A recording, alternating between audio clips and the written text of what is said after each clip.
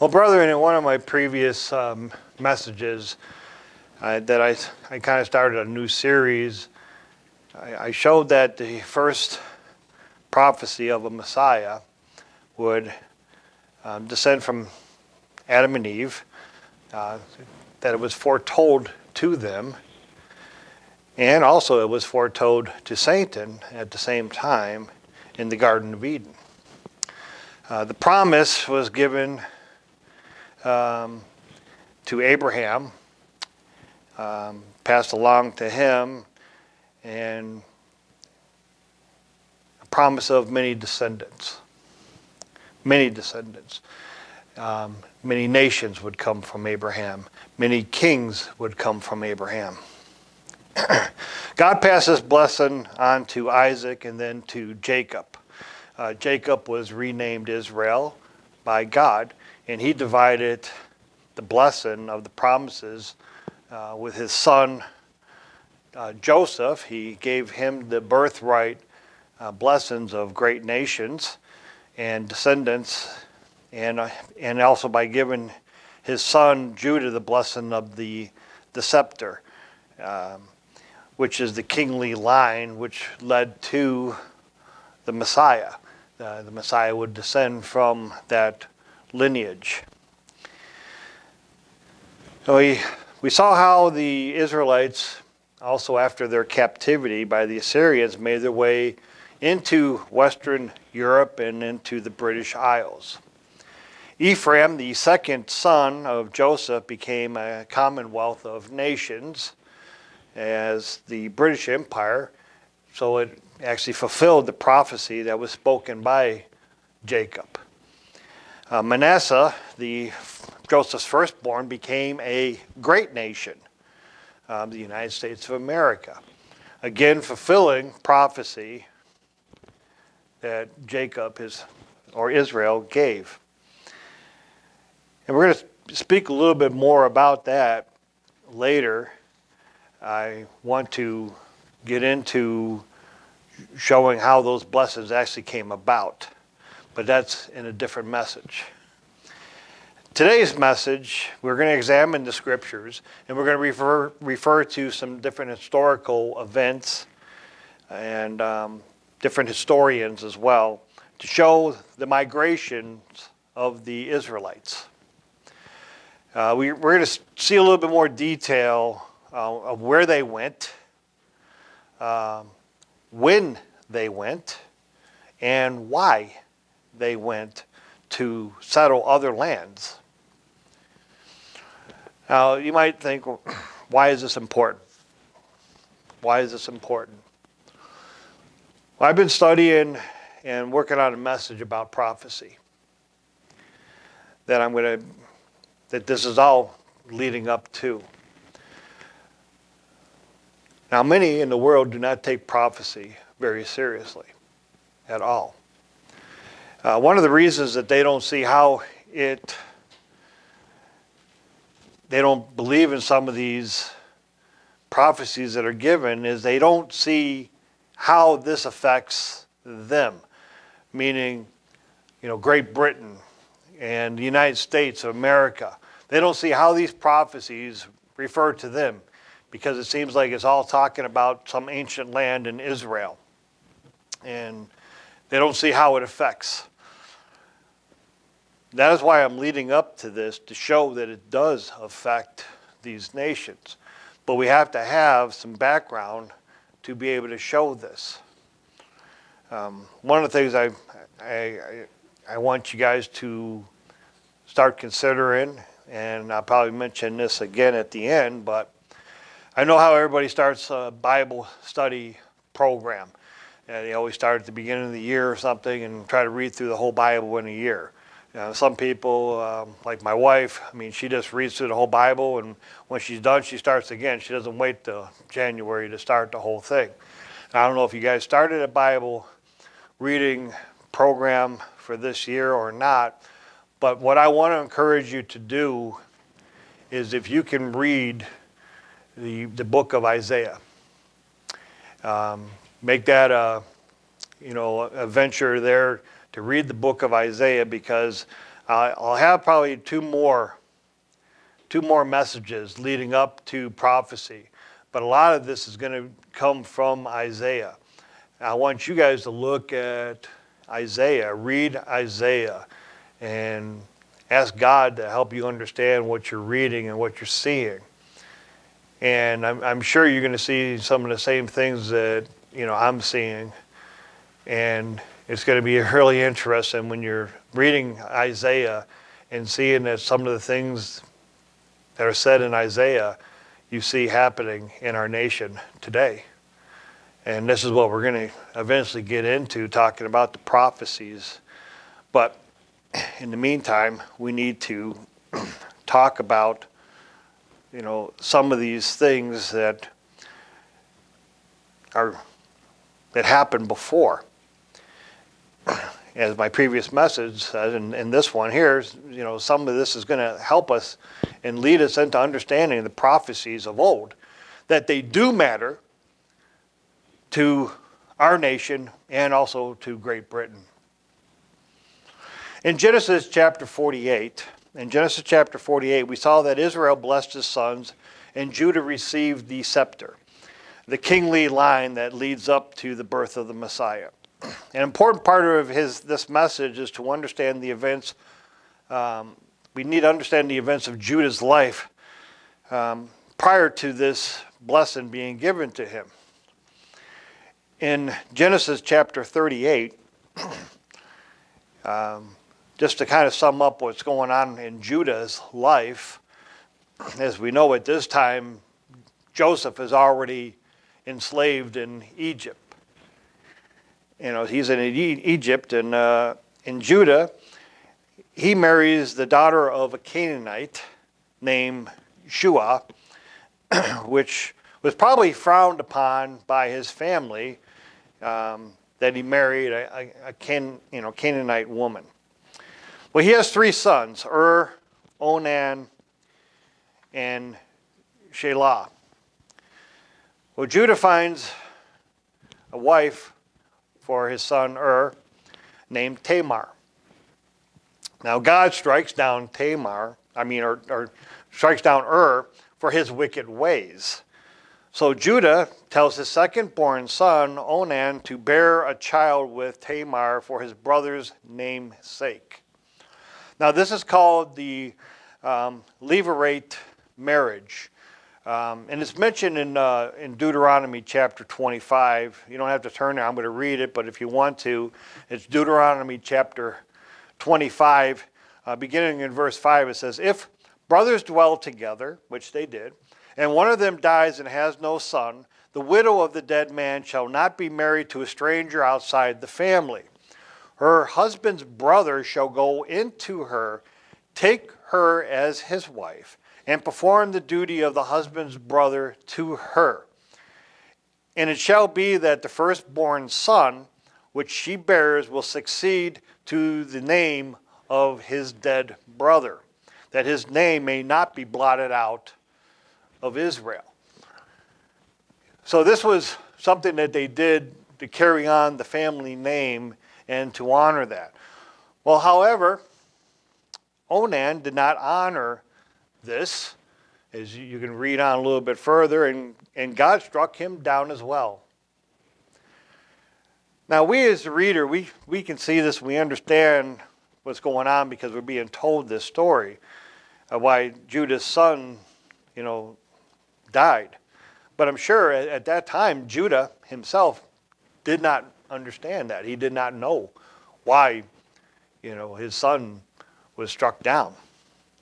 This is maybe why he withheld his third son from Tamar. He was maybe afraid that this woman was cursed.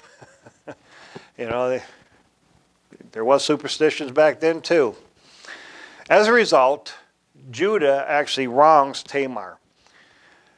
So she actually devises a plan to get pregnant by Judah himself. Her plan works. So Judah has now actually performed the Levirate despite himself. But he never cohabits with Tamar again. Now Tamar's place in the family and Judah's posterity are now secured. She gives birth to twins, Perez and Sarah, thus restoring 2 sons to Judah, who has lost 2 sons. Now in Genesis chapter 38, I want to read Genesis chapter 38, beginning in verse 27. Genesis chapter 38, beginning in verse 27. Now it came to pass at the time for giving birth that, behold, twins were in her womb. And so it was when she was given birth that one put his hand out, and the midwife took a scarlet thread and bound it on his hand, saying, "This one came out first." Then it happened, as he drew back his hand, that his brother came out unexpectedly. And she said, "How did you break through? This breach be upon you." Therefore his name was called Perez. Afterward his brother came out, who had the scarlet thread on his hand, and his name was called Sarah. Now the Hebrew name Sarah means to shine or brilliance, rising and dawning, and it can mean scarlet or brightness. He was so named because when the twins were born, Sarah's hand emerged first. The midwife tied the red thread around his wrist to establish the birth order, but then he withdrew his hand and his brother Perez was born first. Sarah came out of the womb with the red string on his wrist and thereby earning his name. Now the scepter was passed from Judah to Perez. And the kingly line actually began with King David. As we know, Jesus Christ would be born into this family line, fulfilling the prophecy of the Messiah. Now Sarah, or Zerah, or however you want to pronounce it, did not receive the scepter. But kings did come from his lineage. Sarah was a common name in the Middle East and mentioned in the scriptures.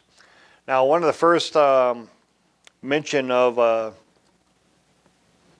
Sarah is listed in Genesis chapter 36 as a grandson of Esau.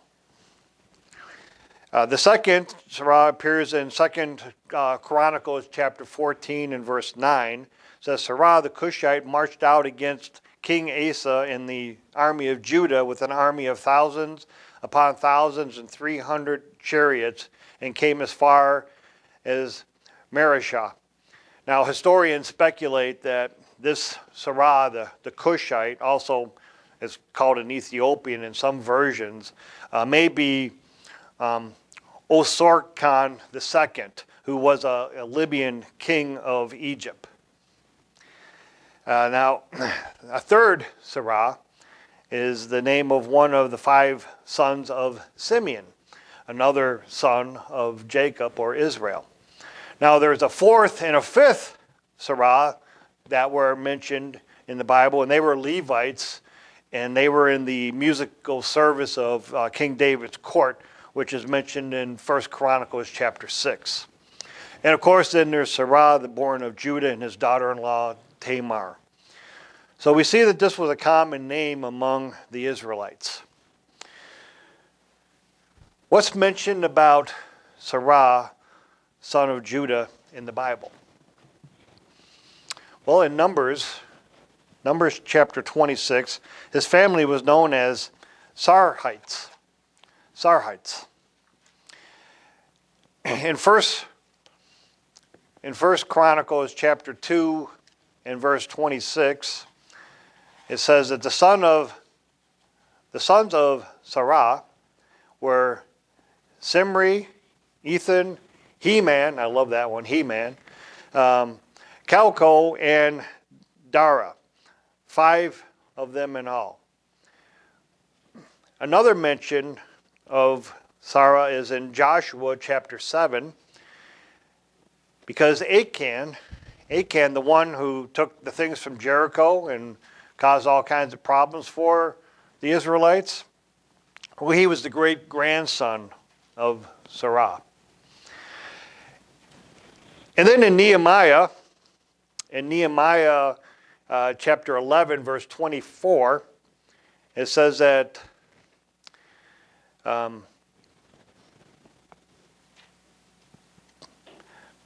Pethahiah,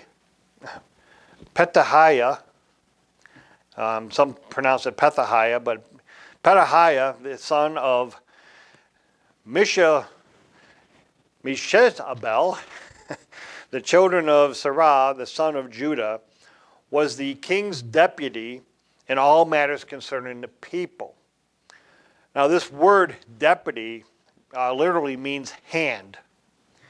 In modern idiom,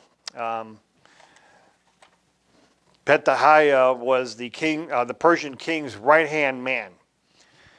And it's pretty strange, as it seems that several generations after Jeremiah's day, there was a highly placed Jew, that is someone of the line of Judah, that was in the Persian court, whose task it was to look after the Jews that were in Palestine. He was actually working for the Persian king. After that, there's no more mention of Sarah and his descendants after this, except for in the genealogy of Jesus Christ in Matthew chapter 1, as he is mentioned with his brother Perez, who was the ancestor of Jesus.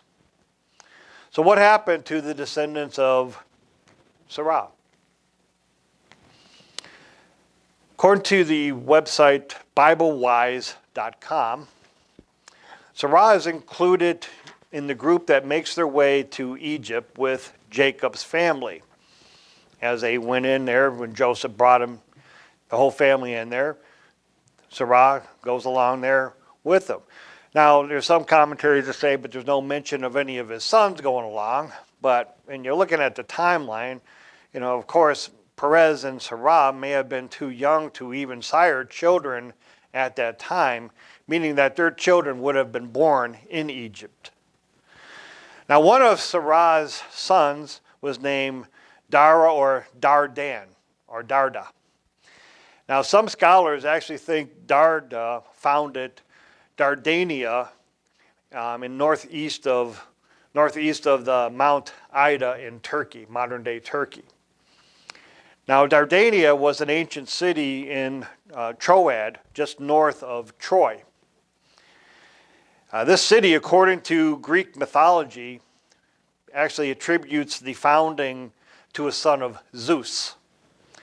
Now, many, look at, since the name Sarah, oftentimes this written as, Sarah, Z-A-R-A, is similar to Zeus.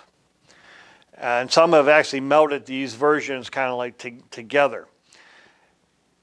And one thing you got to understand, a lot of Greek mythology is based on the adoption of Babylonian gods and other gods, and actually some that actually adopted from the Bible itself.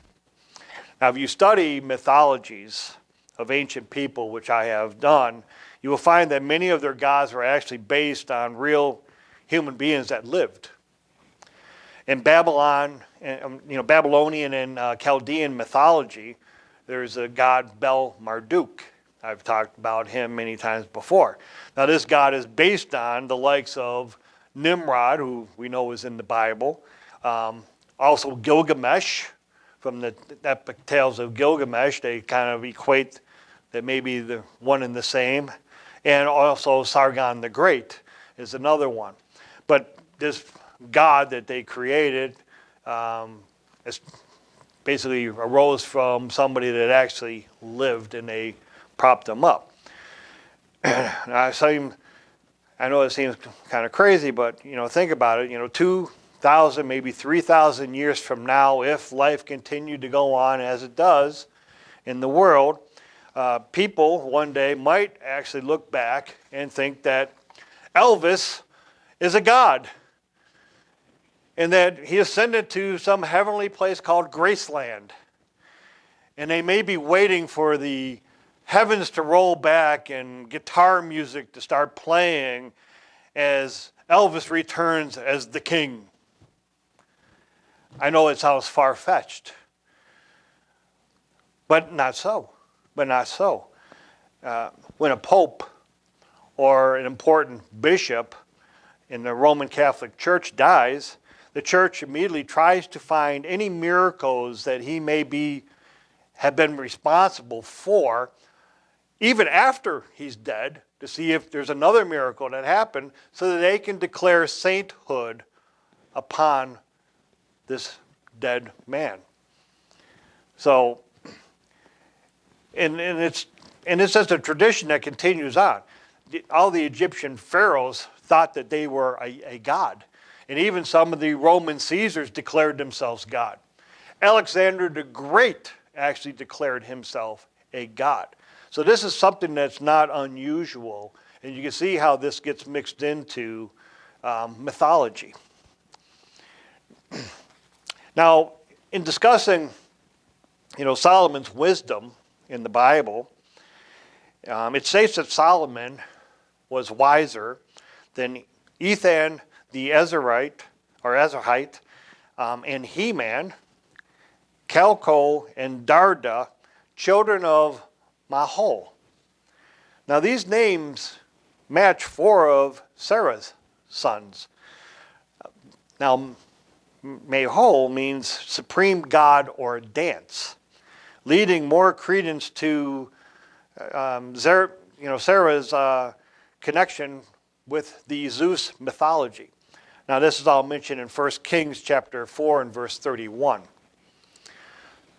After the fall of Troy, scholars believe that Sarah's descendants, who were there and were Trojans, actually migrated to Britain and Ireland. By the time of King David, the Saraites had become a royal family in Ireland. More on this later. Because we have to talk about another Israelite tribe that wandered off, colonizing the Mediterranean, and dealing with all these migrations. In Genesis chapter 49 and verse 16, Dan shall judge his people as one of the tribes of Israel. Dan shall be a serpent by the way, a viper by the path, that bites the horse's heels so that its riders shall fall backward. I have waited for your salvation, O Eternal. This was the blessing that was given upon Dan by his father Jacob, or Israel. In Deuteronomy chapter 33 and verse 22, Moses gave this prophecy of Dan before they were going into the promised land. And of Dan, he said, Dan is a lion's whelp. He shall leap from Bashan. Or Bashan. Okay, so basically, this is really saying that Dan is going to be a vigorous, warlike, tribe of warriors. And he's not going to sit solitarily and be content, but would leap forth and journey forth by leaps. This is exactly what they did.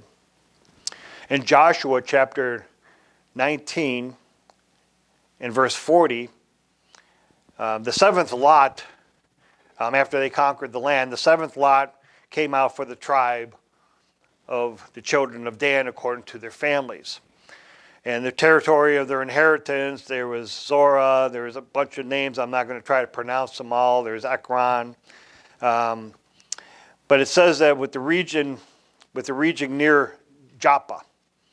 And the border of the children of Dan went beyond these, because the children of Dan went up to fight against Leshem and took it.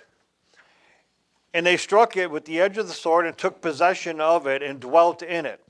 And they called Leshem Dan, after the name of Dan, their father. In the Song of Deborah, found in Judges chapter 5, it indicates that a certain remnant of Dan remained near the original allotment of cities founded here in Joshua 19, more or less in the area of Joppa. Now, the depiction of Dan's migration in Judges 18 speaks of a time previous, of course, to the Song of Deborah, which refers to their conquering another city in the north near Mount Hermon, and is further development of the brief mention of the Danite migrations. Now, we know that they were seafarers from the judge Deborah, as her accusation of Dan is mentioned in the Song of Deborah, and that is of staying on their ships and not coming to help the other tribes of Israel when they were engaged in a conflict against Jabin, the king of Hazor. That's mentioned in Judges chapter 5, verse 17. It says, Gilead stayed beyond the Jordan, which means Gilead was talking about the tribes of the half-tribe of Manasseh, Gad, and Reuben that settled over on the other side, on the eastern side of the Jordan. They didn't come over to help. And it says, why did Dan remain on ships? So Dan was sailing around. They didn't come to help Deborah in the conflict. Now, some of these Danites settled in other areas around and beyond the Mediterranean with the Phoenicians, or sometimes even on their own. Now, the tribe of Dan, or the Danites, were unique and again, that they named the places after their father, which we have already seen. And we're going to see a little bit more of that, too. Now, this wasn't the first time that they did this, too. I gave a Bible study a while back and spent a lot of time on the tribe of Dan. There's just so much to talk about. They went everywhere. The Danites, they made a very strong, intimate connection with the Phoenicians and were seafarers with them and trading with other nations throughout the Mediterranean and actually beyond the Mediterranean. There is evidence in the Bible that the Phoenicians of Tyre and the Danites actually intermarried. In 2 Chronicles chapter 2, beginning in verse 11, says, Then Hiram, the king of Tyre, answered in writing, which he sent to Solomon, because the Eternal loves his people, he has made you king over them. Hiram also said, Blessed be the Eternal God of Israel, who made heaven and earth, for he has given King David a wise son, endowed with prudence and understanding, who will build a temple for the Eternal and a royal house for himself. Now, this is the king of Tyre, who is of the Phoenicians. And it mentions in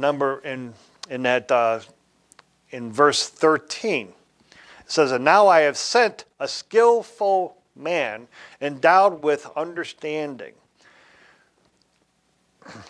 Huram, my master craftsman, the son of a woman of the daughters of Dan. And his father was a man of Tyre. So he's descended from Dan, one of Dan's daughters, the tribe of Dan's daughters, and a Phoenician. Now, Huram was a master craftsman, of course, descended from Dan. And this was an inherent trait that God actually gifted the tribesmen of Dan. This gift of artisan craftsmanship. Let me show you the proof. In Exodus chapter 31. Exodus chapter 31, beginning in verse 1. Then the Eternal spoke to Moses, saying, See, I have called by name Bezalel, the son of Uri, the son of Hur, of the tribe of Judah. And I have filled him with the Spirit of God and wisdom and understanding and knowledge and all manner of workmanship, to design artistic works, to work in gold and silver and bronze, and cutting jewels for the setting and in carven wood, to work in all manner of workmanship. To start building the temple and the implements of the temple. In verse 6, and I, indeed I, have appointed with him Aholiab, the son of Hishamach, of the tribe of Dan. Of the tribe of Dan. And I have put wisdom in the hearts of all the gifted artisans that were working with this man, probably other members of the tribe of Dan, that they may make all that I have commanded you, the tabernacle of meeting, the ark of the testimony, the ark of the covenant, the ark. The tribe of Dan crafted the ark, and the mercy seat that is on it, and the furniture of the tabernacle, the table with its utensils, the pure gold lampstand with all of its utensils, the altar of incense, the altar of burnt offering with all its utensils, and the laver and its base, and the garments of the ministry, the holy garments for Aaron the priest, and the garments for his sons and the ministers as priests, and the anointing oil, the sweet incense for the holy place, according to all that I have commanded you, they shall do. So not just this one son of Judah, but this other son descended from the tribe of Dan, plus other Danites that were helping him. They had this gift given to them spiritually by God. They had this workmanship. And this really helps us because the Danites' artisanship can be actually seen in the lands that they conquered and made their settlements. There's so many examples. I don't even have time to go through all of it. You can ask me later some of the things that they designed. I'll tell you one thing. They made the Trojan horse, but I'm getting ahead of myself. In 2 Chronicles chapter 2 and verse 16, again, continuing on what I was at before, it says, and we will cut wood from Lebanon as much as you need, and we will bring it to you in rafts by sea to Joppa, and you will carry it up to Jerusalem. So this is, again, getting back to Hiram, the king of Tyre, sending this son of a daughter of Dan and a son of a man of Tyre, a Phoenician, and they were using Joppa to bring everything in. So the tribe of Dan was still operating their ships out of Joppa. Even though some of them moved up to the north, they were still there. They were sailing out of Joppa. As, like I said, some of the Danites, they actually remained there. But see, what happened is they lost a lot of their territory to the Phoenicians. If you look at the other cities that they were allocated, or the Philistines, the Philistines were attacking those things and taking them over. And they were having a hard time fighting against the Philistines by themselves to try to hold them back. Now, Judah actually acquired this land that belonged to the tribe of Dan through the campaigns of wars against the Philistines by King David. But even long before this, they did have a champion of their own who fought against the Philistines. Samson was the 14th judge of Israel and from the tribe of Dan, recorded in Judges chapter 13 and verse 25. Although Samson's death was a heroic one, it seems that it was not the end of the Danites' resistance, that it was the end of the Danite resistance against the Philistines. So they pretty much, let some of those towns fall to the Philistines after Samson. So they expanded and they settled other lands. The Danites, they were many, so they needed more land. That's why they went up north and took over, parts up in the northern area. And the Danites, they might have actually begun some of these seafaring days while they were still in Egypt, where they were known as the Danu. There's evidence that some of the Danites, as well as other tribes of Israel, actually departed from the main body of Israel before and after they had left Egypt. Some of the Simeonites and the Serhites of Judah possibly left with them, with the Danites, to settle parts of Greece and modern-day Turkey. There's a mention of the Tower people, or the Sardana, a tribe of Dan, who conquered Corsica around 1400 BCE, the same time that Israel was actually entering into the Promised Land under Joshua. Now, the Sardana was a tribe of warrior farmers, just like the tribe of Dan.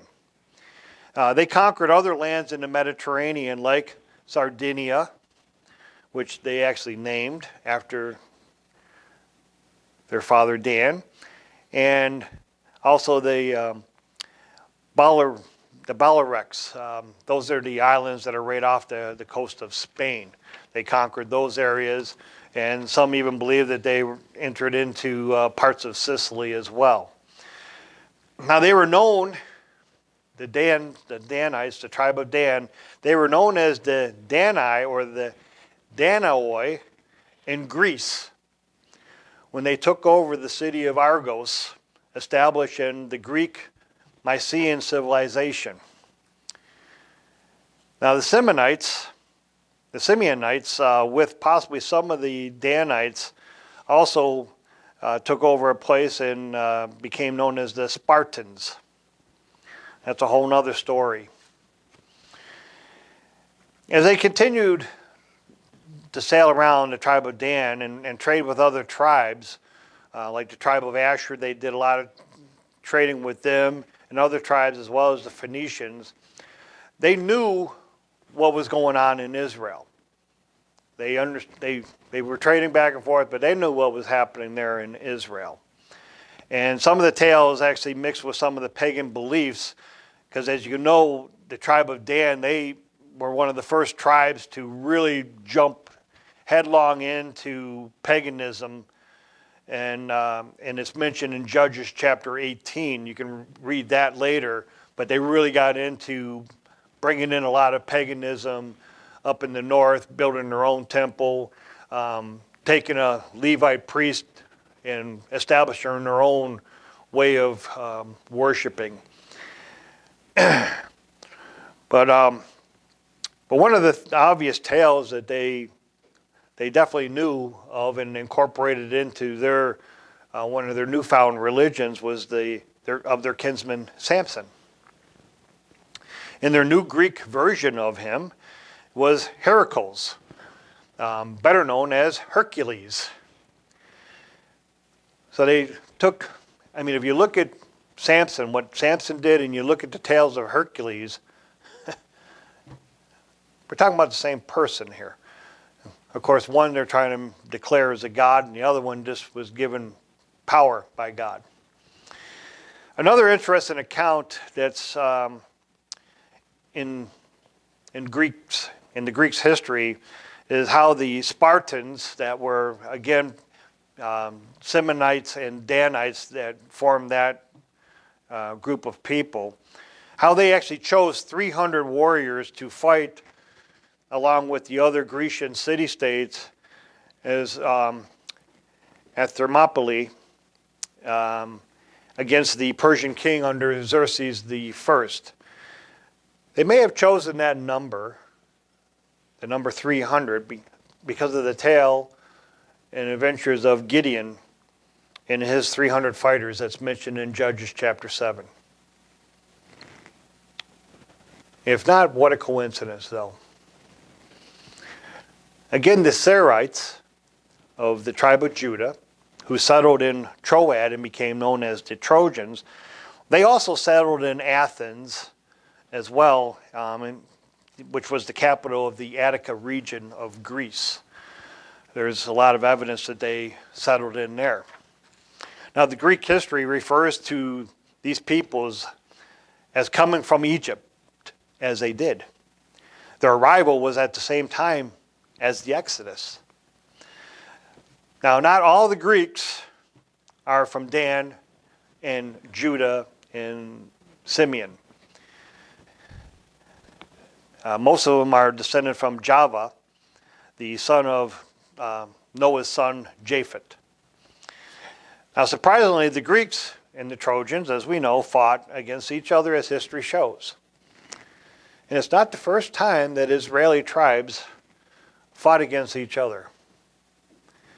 If you read Judges chapter 20, you'll see how the Israelite tribes almost completely wiped out the tribe of Benjamin.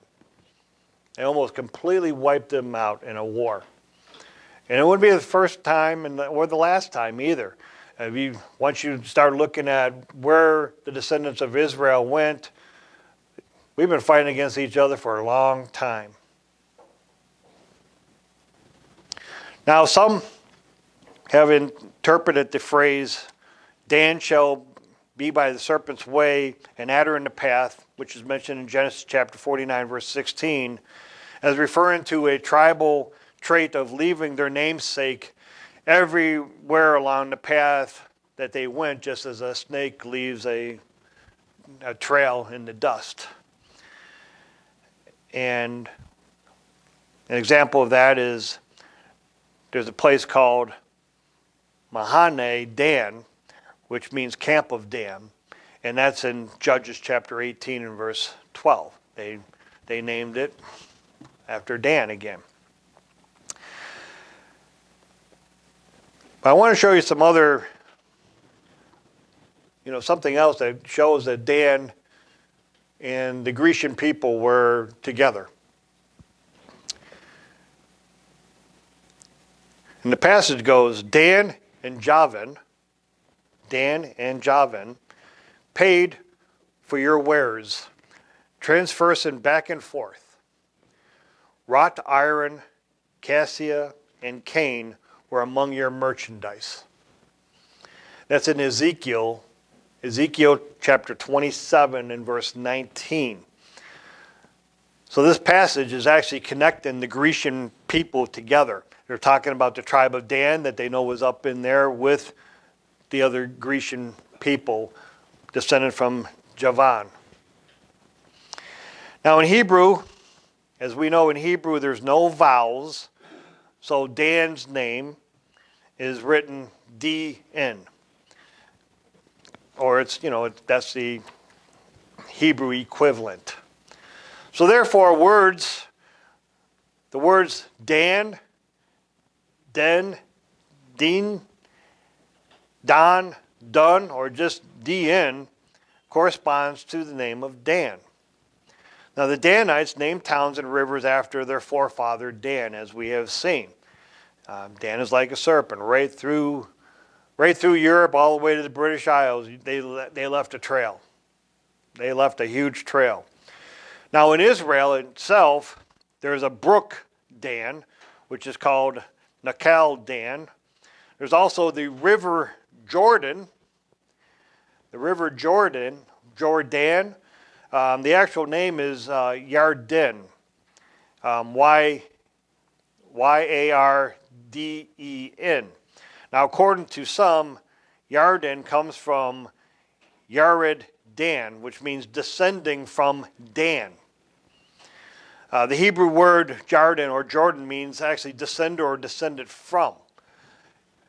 And when you really look at the Jordan River, it's actually descending from Dan, the area where Dan was at. In fact, the river Dan was one of the major contributories to the Jordan River. So this river actually flowed from the area of the city of Dan and their territory up there all the way down to the Dead Sea. Jordan. Now, when the Celts, which compose of a lot of the 10 tribes, the lost 10 tribes, when they trekked through Europe, the names of many rivers were changed as they went along. The Danube used to be called the Eyster. They changed it to Danube after Dan again. Dan left a huge trail of names behind. The Danube, the Dunnage, the Zvina, the Donets, I can't even pronounce half these names here. You know, the Danzig, the Don. There are many rivers named Don. A lot of Don rivers all over the place, all over the world. Now, some believe the Danes in Denmark to be Danites. And it could be as the Danites actually passed through this area. Now, they might have just passed through there, or they might have actually settled there. You know, the only reason some people don't think that maybe they just passed by and named it Dan's Mark is because the Danes or the Vikings, they did not spread the toponyms with the prefixes Dun, Don, or Dan in any of their towns in the country or the rest of Scandinavia. You know, so maybe the tradition just stopped doing it, that they weren't naming anymore, or maybe they just moved on. Now, the trail actually leads to the British and Irish Isles, and from there to the rest of the Anglo-Saxon world, including Australia and Canada. In Ireland, we actually find the biggest concentration of the toponyms that with Dun, Don, Dún, or Den. There's actually, I had a list of 37 of them. That's just a small list of 37 different places. I only got a couple here. There's the Dingle, the Doningo, the Donnybrook, the Doon, which was actually changed to Limerick, Duncormick, Dundalk, Dundrum, which actually was changed to Dublin, Dunmore was another one.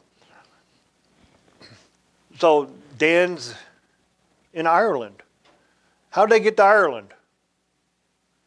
I'm glad you asked.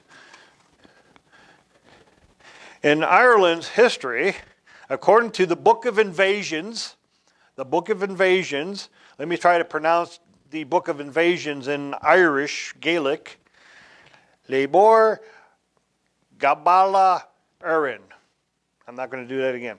But anyways, much of the Ireland's population, according to the Book of Invasions, came as a result of a number of colonizing invasions from several different groups of people.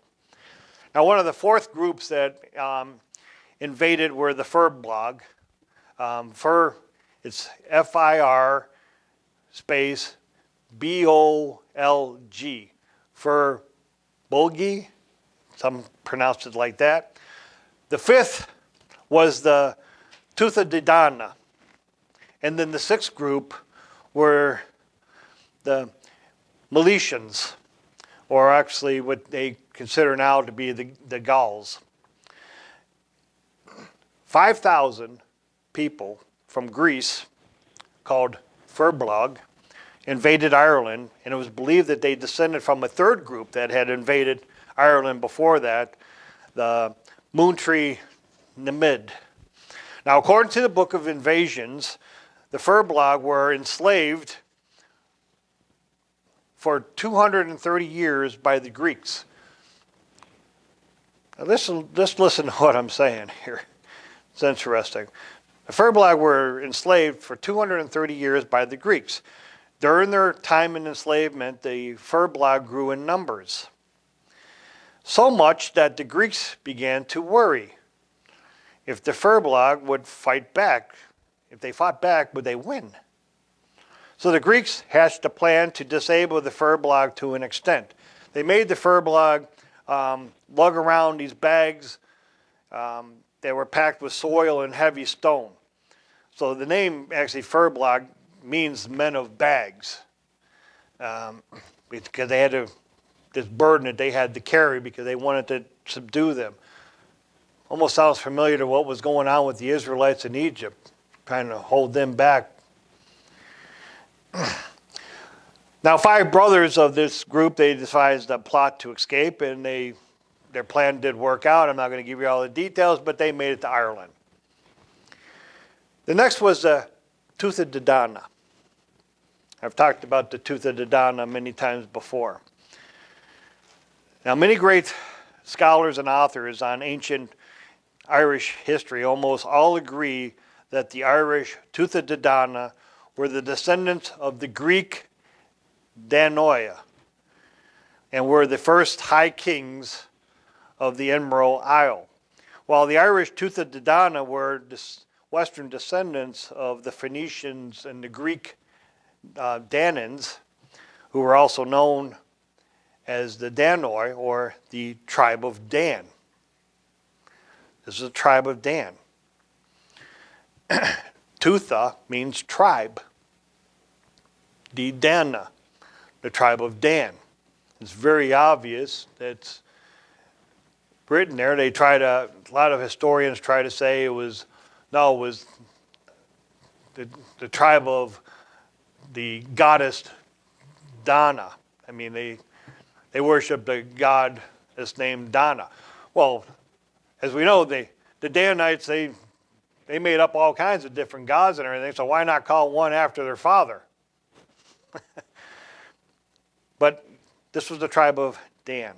Now, an author and 17th century historian, Geoffrey Keating, he said that the Danans were a people of great learning and wealth, skilled in architecture and arts, as we know that they were, from what I mentioned before.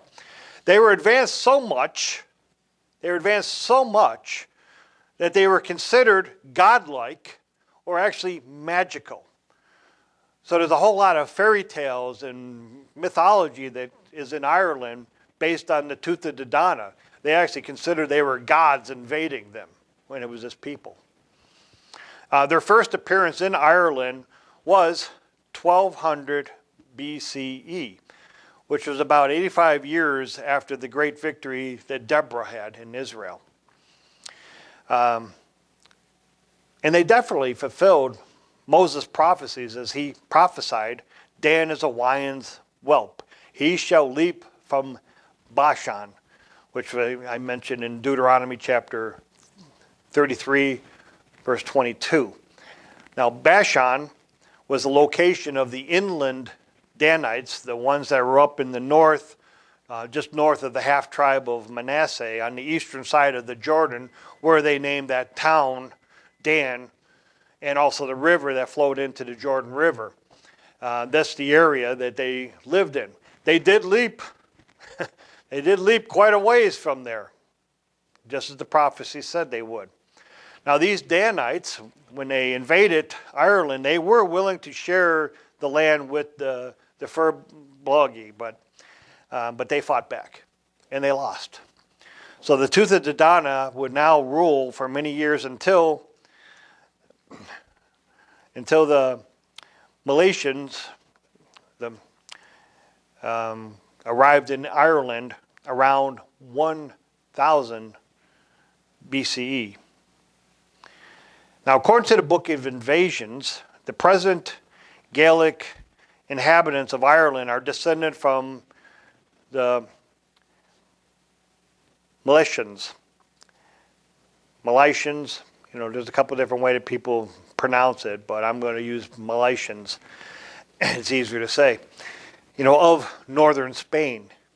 They came from northern Spain, who arrived in Ireland more than 2,500 years ago. Of course, there's an old book that was written here. Now, Irish historian A.M. Sullivan, in his book, The Story of Ireland, which was that he wrote in 1898, says the Milesians in Spain were not Spaniards, but a group of eastern peoples who tarried in the land on their westward journey. They believed that they were destined to inhabit the British Isles. They believed they were destined, according to this historian, they were destined to inhabit the British Isles. They carried a sacred banner with them, which had a dead snake on the rod of Moses. That was their emblem. The story was that one of their descendants was actually healed by Moses' bronze serpent during the plague of serpents that is mentioned in Numbers chapter 21. Now these Meletians were also considered to be from Greece, as they inhabited Athens for a while before sailing to Spain. Are you seeing the connections here? They would later settle on the coastlands of Spain, which was known as Iberian at that time. Now Iberian is derived from the name Hebrew, and we know Hebrew is derived from the name Eber, in that lineage coming down to Abraham. Now these people, they founded a city, the city of Saragossa. I was there once before, back in my Air Force days. But they founded the city of Saragossa, which some have identified as the Hebrew Sarah-Gaza. Sarah-Gaza, meaning the stronghold of Sarah. So this shows that the Saraites of the tribe of Judah actually settled here for a while and was a dominant tribe amongst their kinsmen tribes that went along with them. Now Peter Beresford Ellis, he's one of the foremost Celtic scholars. He sees the name as Milesius as derived from the root meaning soldier, or as the Latins mile, which is actually the origin of our word today, military. Now the term Meletian is also used to designate the people of Miletus in Western Asia Minor, which is now Western Turkey, somewhere around the same area near Troy, the ancient cities of Troy. Now, as I mentioned before, the Saraites of the line of Judah were in Athens as well as Troy. Mixed in with them were those from the Israeli tribes of Simeon, as I mentioned before, but also Gad and Reuben, and possibly some from Ephraim and Naphtali. Now, some of these tribesmen may have actually departed the main body of Israelites after the events of Numbers chapter 25. I'll let you read Numbers 25, and you're going to see that when you look at that, and then you look at the numbering of the tribes before they went into the wilderness and before they went into the land to conquer the land, there was a huge drop in some of those tribes. And to explain a lot of that, I mean, of course, there was some tribesmen that were killed in the plagues and everything else for going up against Moses and against God. But after Numbers 25, one of the biggest breaks was the Simeonites because of the conflict that they had with the tribe of Levi. Now the Saraites would not have received much land allocations as the Perizzites of Judah would, because the birthright went to Perez, which Jesus comes from that lineage. The Saraites didn't have much. They weren't going to receive much land in Judah. So they may have left with the others that decided to depart from the main body before invading into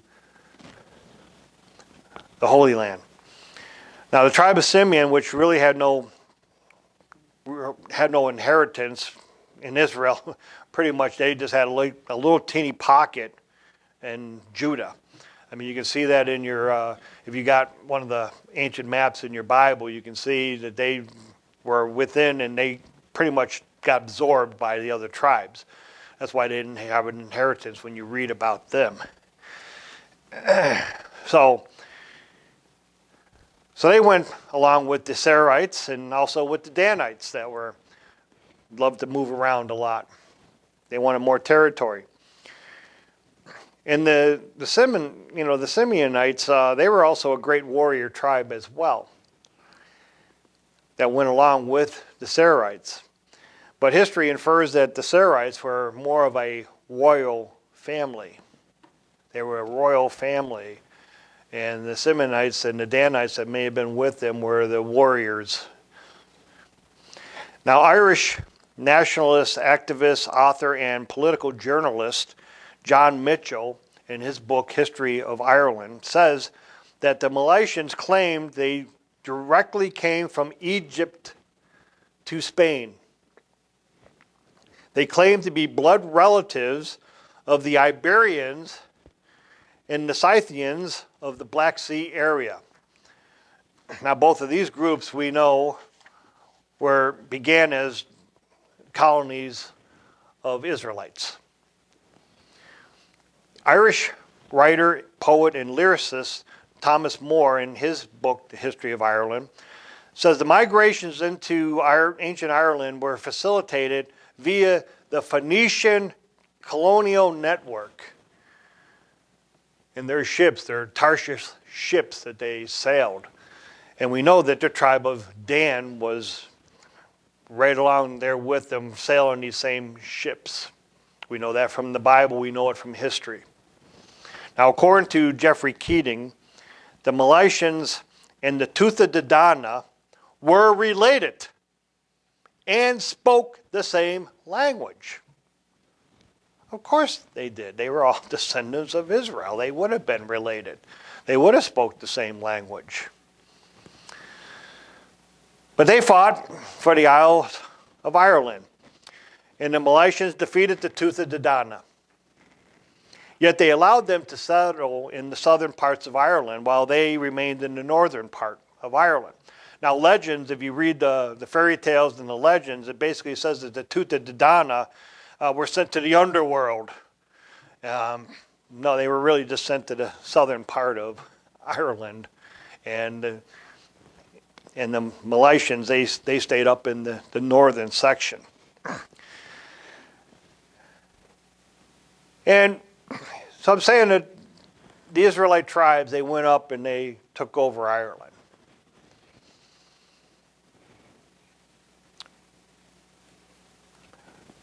Don't we want some modern science to prove this? You know how everybody is when you say something, oh, can you back that up with science? Yes, according to alcation.com, for a long time, the myth of the Irish history has been that the Irish are Celts. Many people still refer to the Irish, Scottish, and Welsh as Celtic culture. Now, recent research into Irish DNA at the beginning of the 21st century suggests that the early inhabitants of Ireland were from the Middle East. Genome sequencing that was performed on the remains of some of the settlers, the bones that they found there in Ireland, ancient bones, by the researchers at Trinity University in Dublin and also in Queen's University, has revealed that the population of Ireland at that time was closely genetically related to the modern-day populations of southern Europe, especially Spain and Sardinia. As we know, the tribe of Dan was in Sardinia, and we know that the tribes of the Zerites were in Spain. Her ancestors, however, they're talking about this one body that they found, however, originally migrated from the Middle East, from the cradle of agriculture and civilization. They came from the Middle East. Now, it is said that Ireland got its name from Irish mythology, of course, that Eru, E-R-I-U, or Eri, E-I-R-E. Now, Eri was the daughter of Delbeth and Ernmus of the Tuatha De Danann, from the tribe of Dan, and basically became the matron goddess of Ireland. Therefore, that's why they call it Ireland. I mean, if you look at some of the maps, they don't, it doesn't say Ireland. It says, Erie. I mean, that's how I would say it. I'm like Erie, Pennsylvania, or whatever, or Erie County, but it's like it's E-I-R-E. So, brethren, this is fascinating because here in Ireland now we have the tribe of Dan established in the south. And we have the tribe of Zerah in the north, descendants of Judah. Among them are some of the remnants of other tribes like Simeon. And there was a people that was known as the Simony. Simony, it's just two I's at the end of the word Simon, Simony, that did settle in Wales and southern England around the same time. Is it a coincidence that their name is similar to Simeon?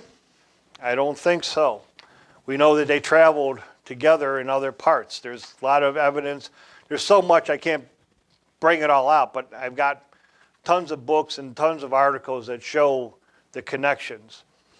Of course, many of the people in the world, they don't want to, it's just mythology, it's a bunch of nonsense, but as I told you before, there's a lot of truth in mythology. There's a lot of circumstances that became mythological of ancient times.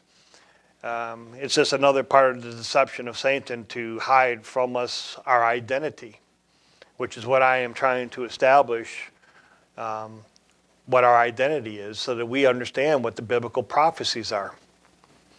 So now the stage is set. The stage is set now. The Saraites are the ruling monarchs in Ireland. They came from royal families of Troy and the royal families of Miletus in Greece, in Athens. This royal family, descended from Judah, would carry on a royal lineage to this present day. However, it does say in Genesis chapter 49, verse 10, the scepter shall not depart from Judah, nor a lawgiver from between his feet, until Shiloh comes, which is Christ. And to him shall be the obedience of the people. So the scepter, which is the ruler's staff, was prophesied not to leave the tribe of Judah. God later promised King David that his royal lineage would be forever. Forever. In 2 Samuel chapter 7, verse 16, and your house and your kingdom shall be established forever before you. Your throne shall be established forever.